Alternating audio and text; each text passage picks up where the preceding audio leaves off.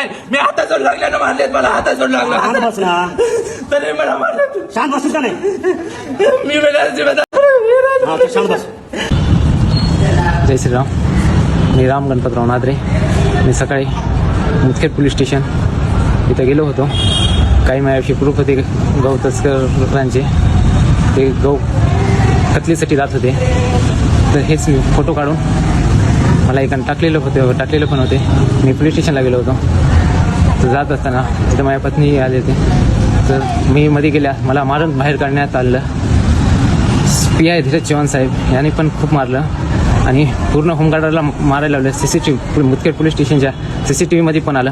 नंतर रूममध्ये नेलेत, तिथं बसलेत. हे गुन्हा दाखल करतो, ते गुन्हा दाखल करतो म्हणून. तिथं पण मला PIनं मारलेलं आहे.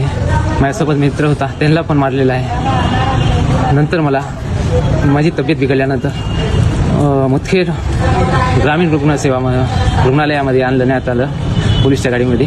नंतर तिथून येऊन नंतर जास्त सिरियस असल्यामुळं इथले डॉक्टर त्यांनी दुसरीकडे न्या म्हणले, नांदेडला विष्णुपूरला घेऊन जा म्हणले. नंतर तोट्यावर इथं नेण्यात आणलं मला पोलीसवाल्यानं. तिथं नेण्यात आणलं. नंतर तिथं माझी तब्येत थोडी बरी झाली. मला आता थोडं चेकअप करण्यासाठी इथं आलेलं आपलं ह्याच्यामध्ये मुदखेडमध्ये रुग्णसेवामध्ये.